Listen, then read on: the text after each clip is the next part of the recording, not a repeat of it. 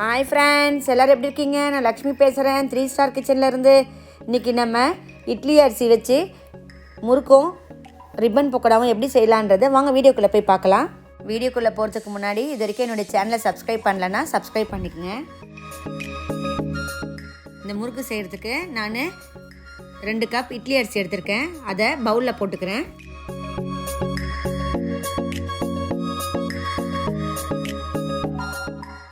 இப்போ இந்த அரிசியை 2 வாட்டி கழுவிட்டு அதை 1 மணி நேரம் ஊற வைக்கிறேன்.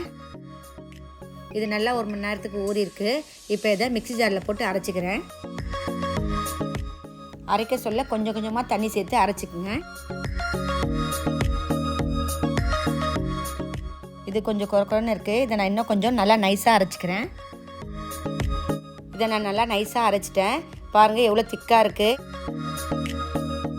நான் இங்கே 2 கப் அரிசி எடுத்திருக்கேன். அதுக்கு 1/2 கப் பொட்டுக்கடலை எடுத்துக்கிறேன். இப்போ நான் இந்த பொட்டுக்கடலையை மிக்ஸி ஜாரில் போட்டுக்கிறேன்.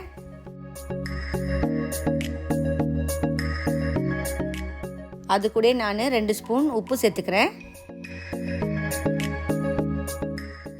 நான் இப்போது இந்த பொட்டுக்கடலையை நல்லா நைஸாக அரைச்சிக்கிறேன். அரைச்சி வச்ச பொட்டுக்கடலையை நான் ஜலிச்சு இந்த மாவில் சேர்த்துக்கிறேன்.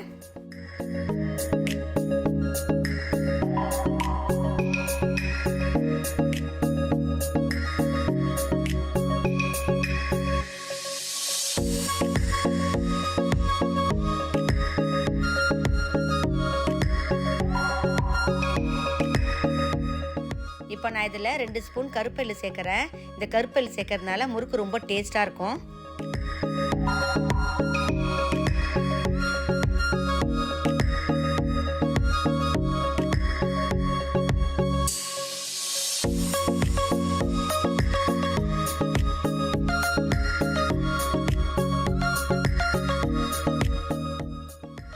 நெக்ஸ்ட் நான் இதில் 1 ஸ்பூன் பெருங்காயம் சேர்க்குறேன்.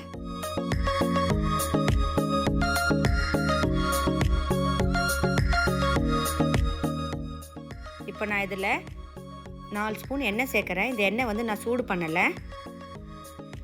இந்த மாதிரி எண்ணெய் சூடு பண்ணாமல் சேர்த்திங்கன்னா முறுக்கு உடையாது. இப்போ நான் முதல்ல இது எல்லாத்தையும் நல்லா மிக்ஸ் பண்ணி கொடுக்குறேன்.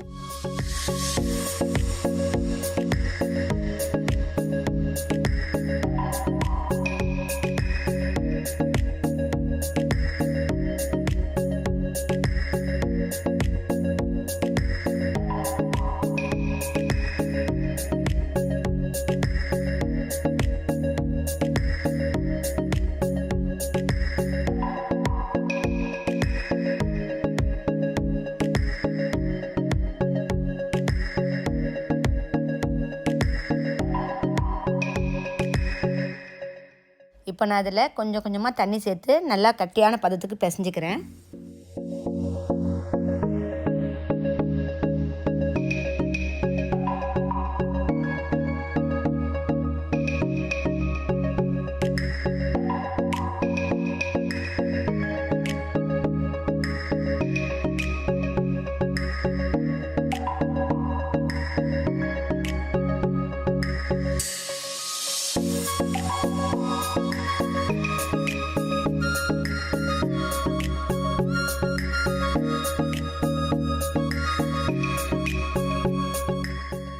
ஸ்டவ்வில் ஒரு கடாய் வச்சுருக்கேன். அதில் தேவையான அளவு எண்ணெய் ஊற்றிக்கிறேன். இந்த எண்ணெய் இப்போது கொஞ்சம் சூடாகட்டும்.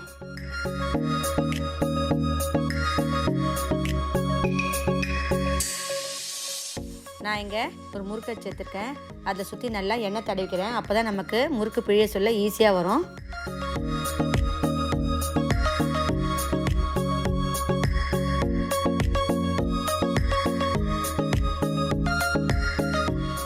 பிசைஞ்சு வச்ச மாவுலேருந்து ஒரு உருண்டை மாவு எடுத்து இந்த அச்சில் போட்டுக்கலாம்.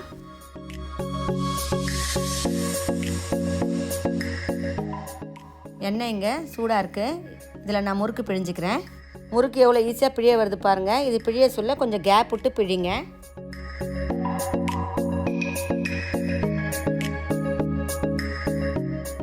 இந்த முறுக்கு வேக சொல்ல சிம்மில் வச்சு தான் வேக வைக்கணும். இப்போ இது ஒரு 2 நிமிஷத்துக்கு வேகட்டும்.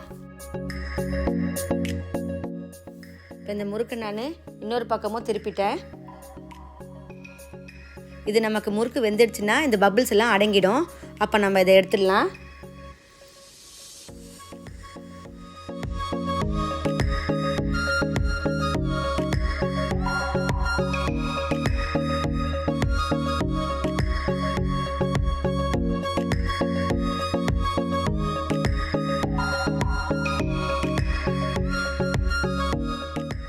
இப்போ இதில் பபிள்ஸ்லாம் அடங்கிடுச்சு. இப்போ நான் இதை நல்லா எண்ணெயை வடிகட்டி எடுத்துக்கிறேன்.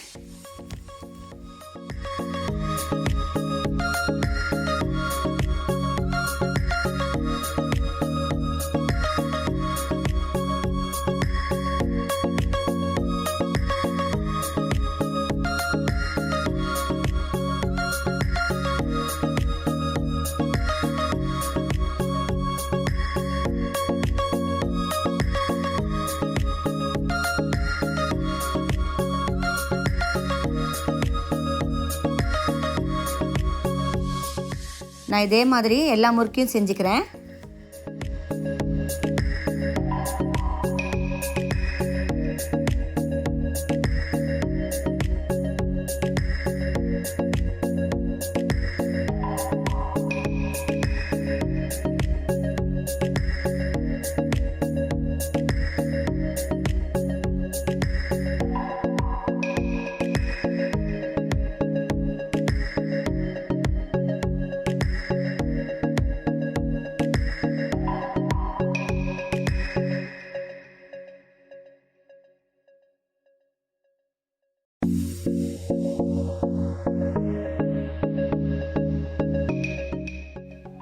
முறுக்கு பிழிய சொல்ல கையில் சூடு அடிக்கணும்னா நீங்கள் இந்த மாதிரி ஜல்லிக்கண்டியில் பிழிஞ்சு அதில் போடுங்க. இட்லி அரிசியில் செஞ்ச முறுக்கு ரொம்ப சூப்பராக வந்திருக்கு. இப்போ இந்த முறுக்கு எவ்வளோ பொறப்பொறன்னு இருக்குன்னு பாருங்கள். இப்போ ரிப்பன் பக்கோடா செய்ய ஆரம்பிச்சிடலாம். இங்கே நான் முறுக்குக்கு பிசைஞ்ச மாவை எடுத்திருக்கேன். இதில் காரத்துக்காக 1 ஸ்பூன் மிளகாத்தூளை சேர்த்துக்கிறேன்.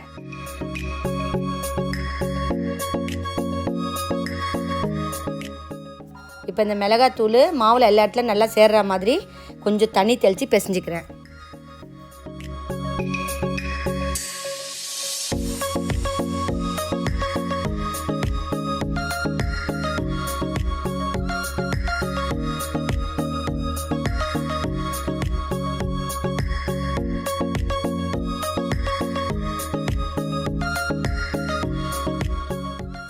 இங்கே நான் ரிப்பன் பக்கோடா அச்சு எடுத்திருக்கேன். இப்போ இந்த அச்சுலேயும் சுற்றி எண்ணெய் தடவிட்டு இந்த மாவை இதில் சேர்த்துக்கிறேன்.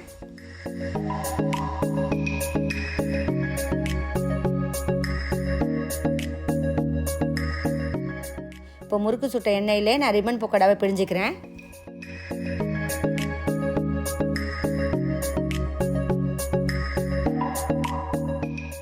இப்போ இது சிம்மில் 2 நிமிஷத்துக்கு வேகட்டும்.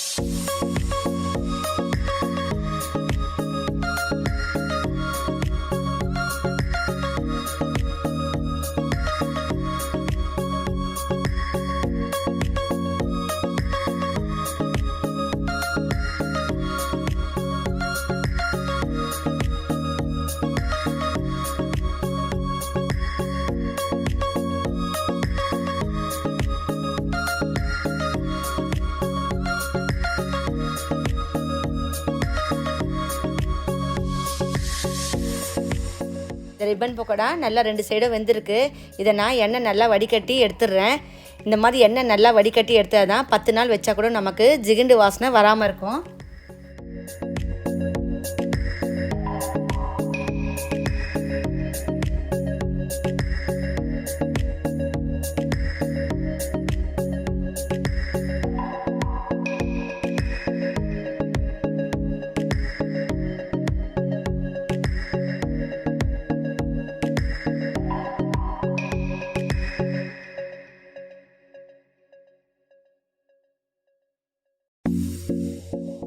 இதே மாதிரி நான் எல்லா ரிப்பன் பக்கோடாவே செஞ்சுக்கிறேன்.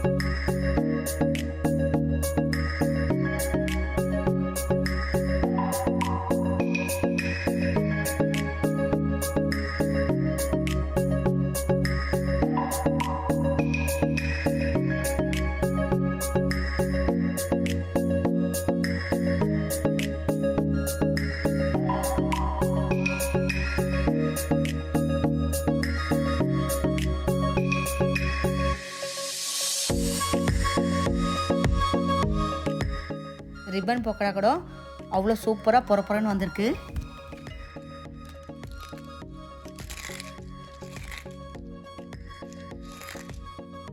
இட்லி அரிசியை வச்சு நம்ம ஒரே மாவில் 2 பலகாரம் ஈஸியாக செஞ்சிட்டோம். இதே மாதிரி நீங்களும் உங்கள் வீட்டில் செஞ்சு பாருங்கள். என்னுடைய இந்த வீடியோ பிடிச்சிருந்தா லைக் பண்ணுங்கள், உங்கள் ஃப்ரெண்ட்ஸுக்கெலாம் ஷேர் பண்ணுங்கள். என்னுடைய சேனலை ஃபஸ்ட் டைம் பார்க்குறவங்களா இருந்தால் சப்ஸ்கிரைப் பண்ணுங்கள். பக்கத்தில் இருக்க பெல் பட்டனையும் கிளிக் பண்ணுங்கள். அப்போ தான் நான் போடுற புது வீடியோலாம் உங்களுக்கு உடனுக்குடனே அப்டேட் ஆகும். என்னுடைய இந்த வீடியோ பார்த்ததுக்கு நன்றி.